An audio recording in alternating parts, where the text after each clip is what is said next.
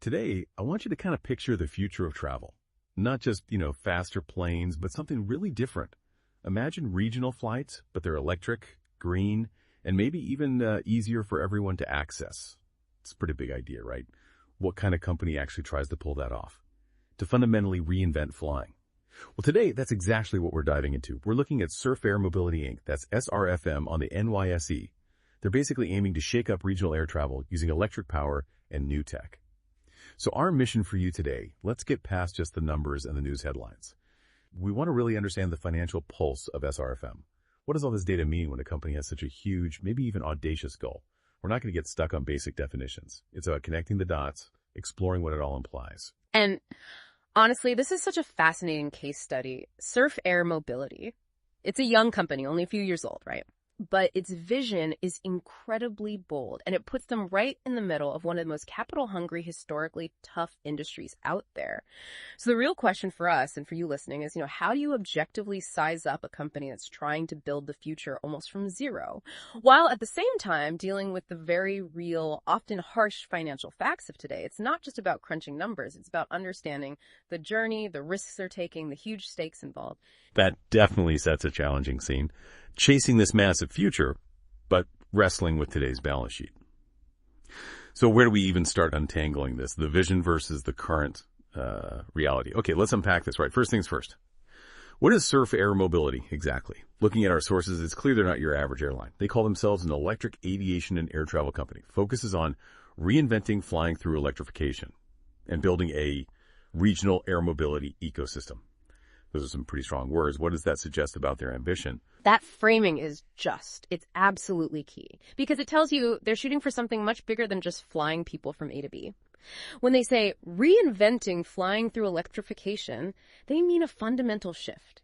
Getting away from the fossil fuels we've used for decades. It's not just about quieter planes or slightly better fuel efficiency. It's about a whole new way of thinking about sustainable air travel. They're talking electric motors, slashing emissions, cutting noise, maybe making air travel fit better in, cities and suburbs. And this regional air mobility ecosystem idea, that's even broader. It's not just flying their own electric planes. It's creating this whole integrated network. Think smaller electric aircraft, connecting towns and cities that the big hubs kind of ignore right now. It could totally change how we think about short-haul flights, more direct routes, maybe faster regional trips, and potentially, down the line, lower costs once the tech matures and they get some scale. Connecting businesses, students, tourists between smaller spots, stuff that's inefficient or just not possible today. The company itself, founded 2021, Suhin Shahani and Liam Fade, based out in Hawthorne, California, employee count, somewhere between, say, 630 and 700. So growing fast. Remember, this is a very young public company. IPO is just July 27, 2023. That youth, plus that huge ambition, that's the lens we got to use for all their financial data. Okay, so that's the big vision. Let's ground ourselves with some quick present-day numbers. As of August 22, 2025, SRFM stock closed at $4.66. And on that day, it had a positive move, up $1.26, or about 5.9%. A nice little bump for one day, but one day doesn't tell the whole story, right? What about its overall place in the market? Right, that daily jump is just a snapshot, and honestly, it highlights the kind of volatility you often see with stocks like this. Looking bigger picture, the market cap. Well, one source says about $199.57 million. Another has it at $160.3 million. That little difference. It's a good reminder that financial data isn't always perfectly identical across sources. But the main point is clear. This is a pretty small cap company. And for you, the listener, that's critical. Small caps are just inherently less stable than big established players. They swing more wildly. Potential for huge growth, yes. But also significantly higher risk. Investing in SRFM isn't just buying stock. It's buying into a high-stakes, early-stage bet. Okay, but here's where it gets really interesting and maybe complicates things a bit. Their enterprise value is way higher, $321.19 million. What's that telling us right away, especially compared to the market cap? Yes. That's a really crucial distinction. And it immediately tells us a lot about how SRFM is funded right now. Enterprise value, or EV, it's like the total price tag for the whole company, equity and debt. When EV is significantly higher than market cap, like it is here, by over $120 million, it strongly suggests SRFM is carrying a hefty amount of debt, or maybe preferred stock, on its books. Now, that's not shocking for young companies needing tons of capital, especially in something like electric aviation. They need massive cash up front for R&D, for infrastructure, for planes. That often means debt. So for investors, you got to look beyond just the stock price. Think about the total debt the company needs to handle. It reflects the sheer amount of money needed to build out that ambitious ecosystem they're planning. Okay, let's get into their growth path now. And this is where we start seeing some really interesting contradictions. On the surface, looking back, Surf Air Mobility has shown some frankly amazing revenue growth. Sales over the last 3 years, up 116.32%. 5 years, up 99.76%. I mean, those are explosive numbers, right? Yeah. Seems to fit that rapid expansion idea. Oh, absolutely. Those historical growth rates are remarkable. They really speak volumes about how quickly they initially got into their market and scaled up. That kind of sustained high sales growth over years. It's a classic sign of a company pushing hard, expanding its reach, rolling out services, capturing that early market share. It definitely confirms that their initial push to build that regional air mobility ecosystem got some serious top-line traction, suggests they executed well early on. Right. However, this is where it gets tricky. If we look at the most recent numbers, things look quite different. Sales year over year, trailing 12 months, were actually down 3.95%. And sales quarter over quarter, down even more, 15.25%. That feels like a pretty sharp turn from the history you just mentioned. What's going on with this slowdown? That's the key question, isn't it? After that kind of rocket growth, any dip, even a small one, makes you pause, especially in this kind of industry. Is it just a blip? Maybe seasonality? Or is it a sign they're hitting challenges as they try to scale up? Could be supply chain issues, maybe hitting saturation in some early markets, maybe new competitors popping up. Hard to say for sure from just the numbers, but there's nuance here. Remember those news reports? August 12th, they reported Q2 loss, beats revenue estimates, and back in May, exceeding revenue and adjusted EBITDA guidance. So even though sales might be down year over year, they were actually doing better than the market expected on revenue. It suggests that, okay, maybe growth slowed, but they're managing things better than anticipated within that slowdown. That's a subtle positive signal. Navigating a tough patch, maybe. Okay, so the sales story is dynamic, kind of contradictory. But the earnings side, well, that tells a much tougher story, frankly. The company reported a big income loss, minus $57.42 million. And their earnings per share, EPS, on a trailing 12 months basis, negative $3.30. Those are significant losses. Yeah, those losses are definitely stark. But, it's actually pretty common, even expected, for high-growth, innovative companies like this in their early days, especially in sectors needing huge R&D spending, big infrastructure build-outs, which is exactly what electric aviation requires. Think about the cost. Developing new electric powertrains, building that SurfOS software, buying planes, setting up routes. It's massive upfront investment. So at this stage, the focus usually isn't on immediate profit. It's about grabbing market share, developing the tech fast, becoming the first mover. They are, quite literally, burning cash to build for the future. It impacts today's earnings. It's a deliberate trade-off. Okay, but looking ahead, analysts seem to see some light. EPS next year is still projected negative, minus $3.02. Next quarter, minus $0.72. But then projected EPS growth of nearly 28.5% this year and over 42.5% for the next 5 years. That's a huge swing from their past performance where EPS actually declined over the last 3 and 5 years. A lot of conflicting signals there. This mix, historical declines, projected future growth. It paints this picture of an expected turnaround. Analysts believe in the future potential. They're basically forecasting that all this heavy investment will eventually pay off, that the tech and network build-out leads to scale, and finally, profits. They're betting on SRFM hitting milestones like launching SurfOS commercially, expanding the network, getting wider adoption, and remember that Q2 loss beating revenue estimates, that helps too. It signals that even while losing money, they're performing better than expected. That can boost confidence. It shows they're maybe managing expectations well, even in this tough phase. Right, let's pivot to profitability then, because this is where things look particularly challenging for SRFM. Their gross margin is minus 3.72%.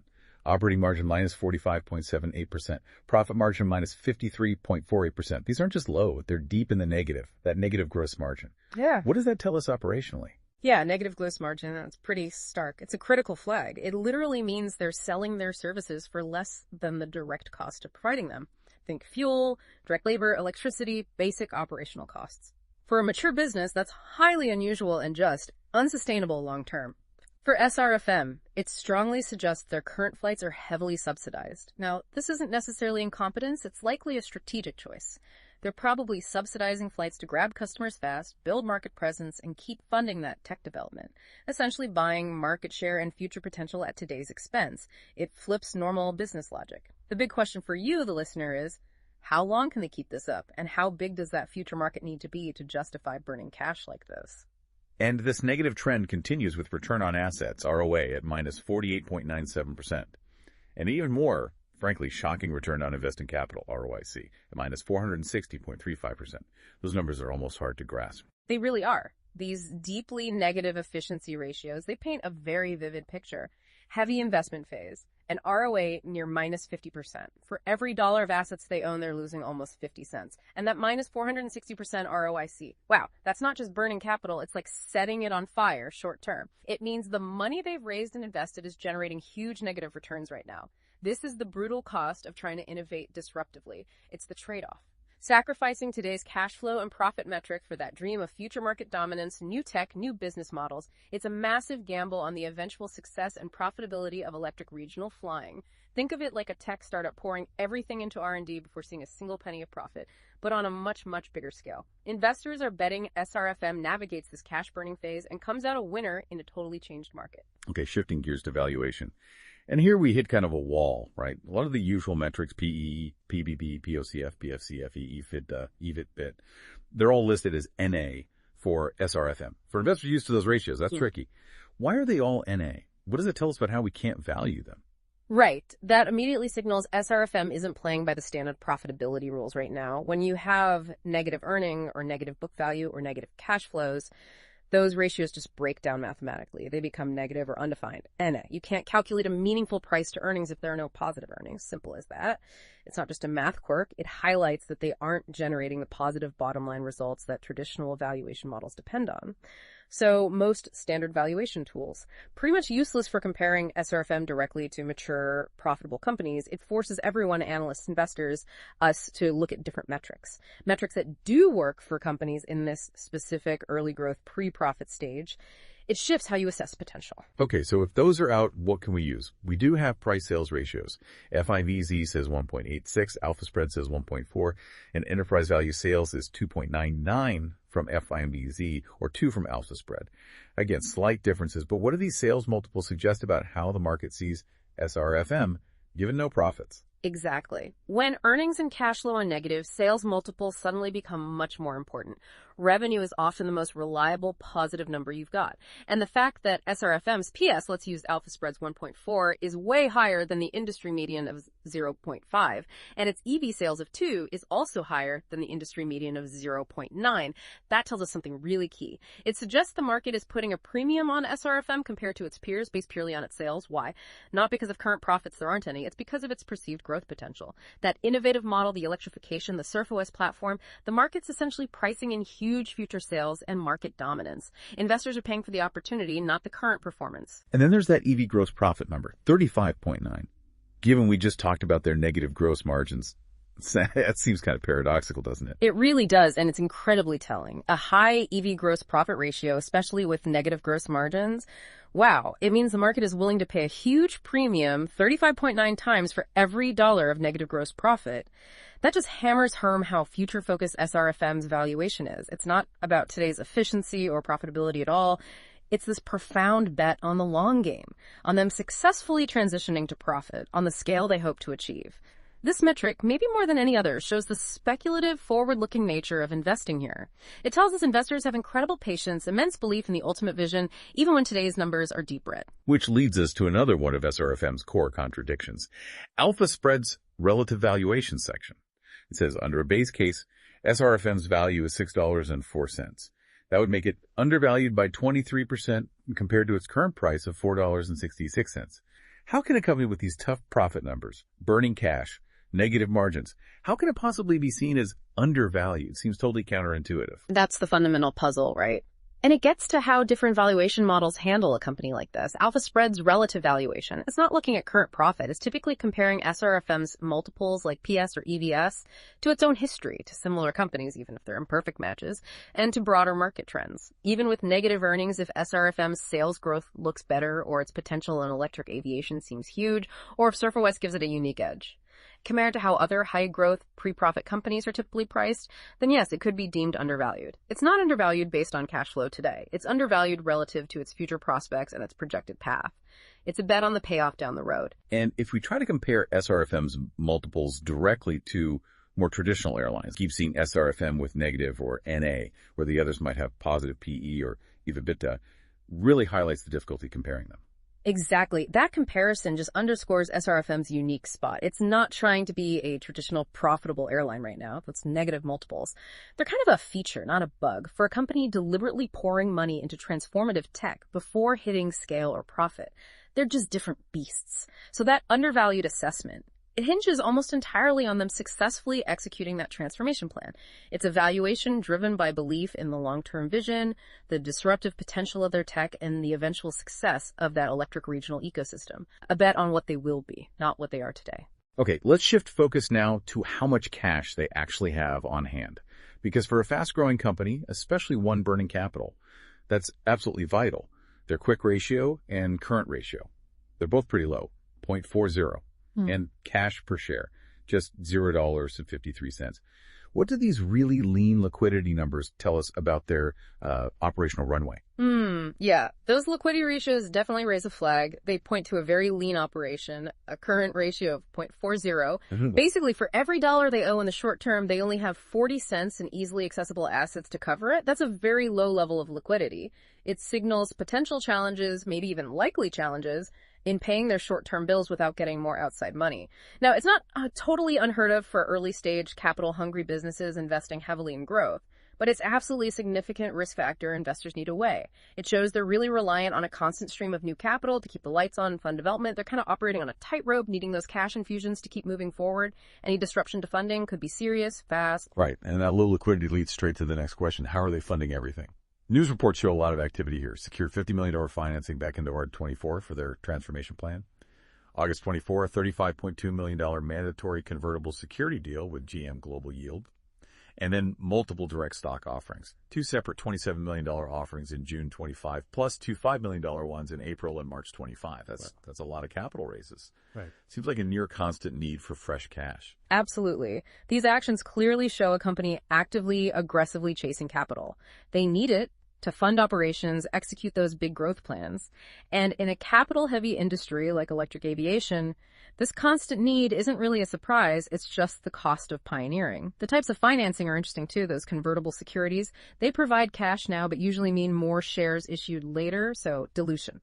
Direct stock offerings, straight-up equity raises, which also means dilution for existing shareholders.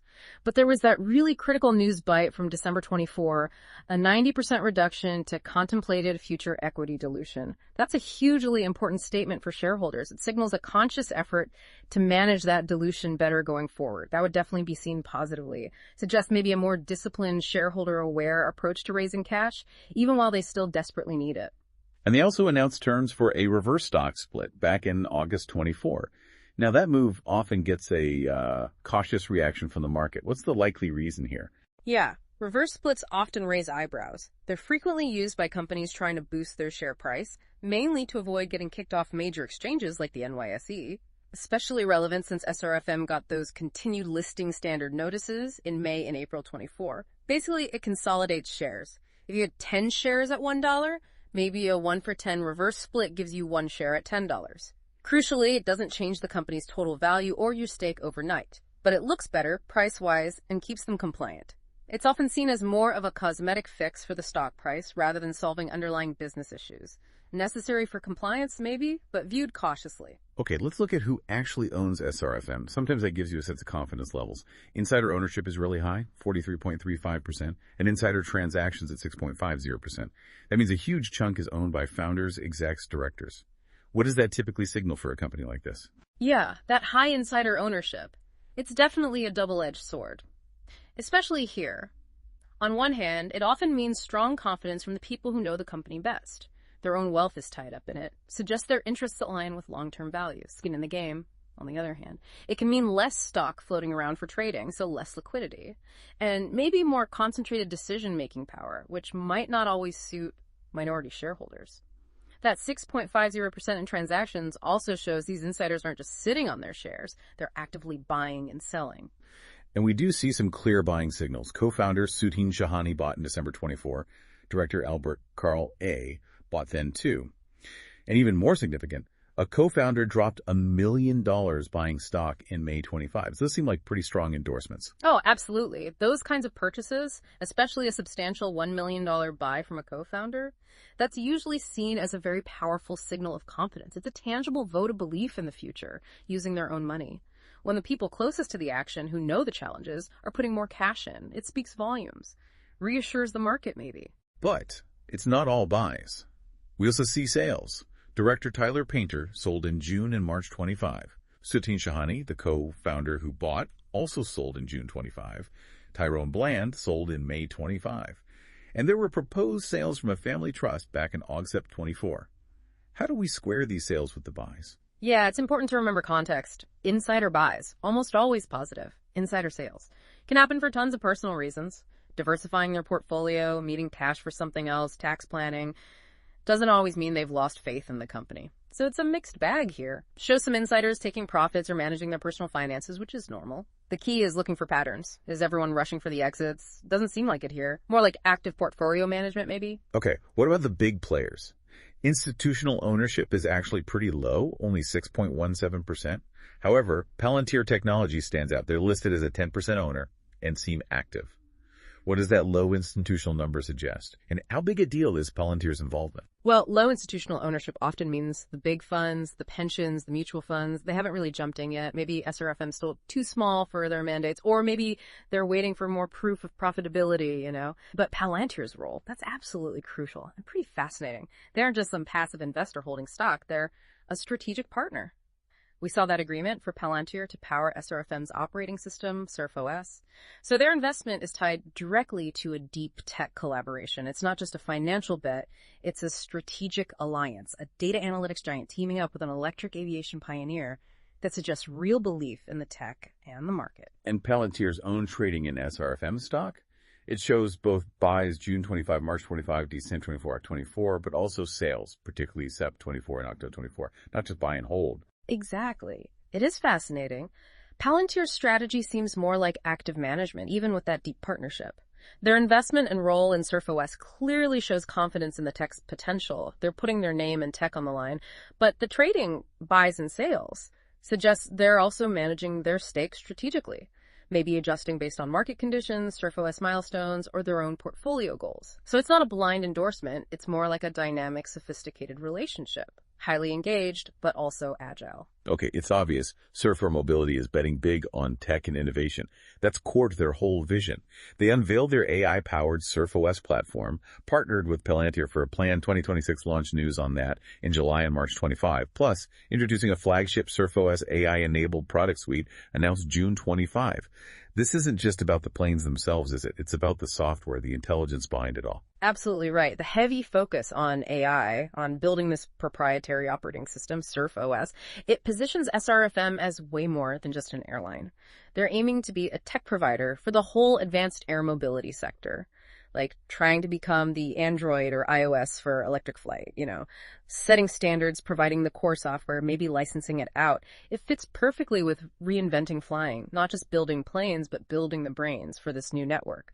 It suggests a strategy for multiple revenue streams beyond just passengers, a potential huge advantage over traditional airlines. But man, the cost to develop that kind of complex AI platform and then getting others to actually adopt it, that's going to be a massive fight. And beyond their own platform, they're also making deals to supply electric powertrains to other operators. We saw news about Asta in Brazil, June 24, Auric Air in Tanzania, March 24. Plus, they were involved in demonstration flights for Electra's electric aircraft just recently, August 25. Seems like they're spreading their bets. Yeah, that strategy of supplying powertrains, it suggests a much broader game plan than just flying their own routes. They're positioning themselves as a key enabler, an infrastructure provider for the whole electric aviation shift. By doing that, they could create more revenue streams selling tech, not just tickets.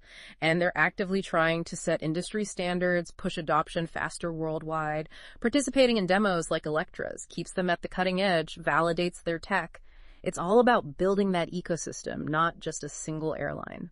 making themselves fundamental to the future. And speaking of building that ecosystem, they're actually expanding services on the ground too, right? Making tangible moves. Added 6 new SurfOS agreements with brokers and operators in July 25. Started those subsidized commuter flights Williamsport Purdue University back in May 24. And importantly, took delivery of their first Cessna Grand Caravan EX planes in December 24. These are real-world steps, not just plans. Yes, and that raises the crucial question of execution. These details matter. Signing new SurfOS deals, launching routes, even subsidized ones, partnering with big names like Purdue, getting actual planes delivered. These are all concrete, measurable signs of progress. They're turning the vision into reality step by step. Those subsidized routes could be smart. Build routes, gain experience, get known, even if it costs money up front. Getting planes delivered shows they're moving past planning into actual operations, essential for proving the model works. And to manage all this, they've been beefing up their leadership. Key exec appointments in March 25. Moved their Air Ops Center to Addison, Texas in Feb 25. Appointed Deanna White as CEO in December 24. Seems like significant organizational shifts for a company changing so fast. Definitely. Strong leadership, efficient operations. Absolutely critical when you're growing this fast and trying something this new. Bringing in experienced execs, centralizing ops. These moves suggest they're maturing, getting serious about scaling effectively. It's about building the organizational muscle to actually support that huge, groundbreaking vision long term. Analysts are clearly looking past the current red ink, past those negative margins, to a future where the vision, the tech could really pay off big. That $7.88 target price, way above the current $4.66. That reinforces the undervalued idea we discussed. They're likely focusing on market leadership potential in electric flight, the SurfOS platform becoming standard, the partnerships, the sheer size of the market if they succeed. They're valuing the opportunity way more than the current balance sheet. But like you said, it's not all positive. Bernstein Soshin downgraded to market perform, May 24. Zacks reported the stock lost 16.6% in 4 weeks recently, Aug 25, though they did add that a trend reversal may be around the corner. So clearly still a good amount of caution, uncertainty baked in. Oh, for sure. That highlights the inherent risk, the uncertainty you always get with these kinds of innovative, capital-burning ventures. Markets constantly reassessing, different people weigh things differently, downgrades, stock dips. That's typical as the market tries to balance the exciting long-term dream against short-term execution, financial health, the real hurdle of building a new industry. It's a constant tug of war. Optimism versus skepticism. That Zacks line, trend reversal, may be around the corner. Perfect example. Acknowledges the volatility, a constant search for inflection points, good or bad, for a company still deep in investment mode. For you listening, it just emphasizes this is not a smooth ride. Expect turbulence. I'll zero in on the stock itself then, because SRFM has absolutely been a roller coaster, performed incredibly well over the last quarter, up over 85%, even better over the year, up almost 168%. But it's actually down 13.5% year to date, and down nearly 17% just in the last month. And it's beta, a huge 2.93. What does a beta close to 3 actually mean for someone holding SRFM stock? Yeah, a beta of 2.93 is exceptionally high. It means SRFM is basically 3 times more volatile than the overall stock market, that kind of volatility. Very typical for small cap, high growth, let's be honest, speculative stocks. For investors, that beta isn't just a number. It means the stock swings wildly on tech news, regulatory news, competitor moves, and crucially on funding news. People aren't just reacting to earnings, they're reacting to the promise and the peril of this whole venture. This is definitely not for the faint of heart. You have to expect huge swings, up and down. Be prepared. The past performance shows it clearly. Amazing gains sometimes, but also sharp, sudden drops. That 52-week range you mentioned earlier from 90 cents up to 9.91 cents, that just perfectly illustrates the dramatic swings we're talking about. Make or break potential fast. And just to add another layer to this volatility, the short interest. Short float is 10.79%. Short ratio, 0.30. How does that dynamic play into the stock's already unpredictable behavior? Right, that's another important factor, a short float over 10%. That means a significant chunk of investors are betting against the stock. They think the price will fall.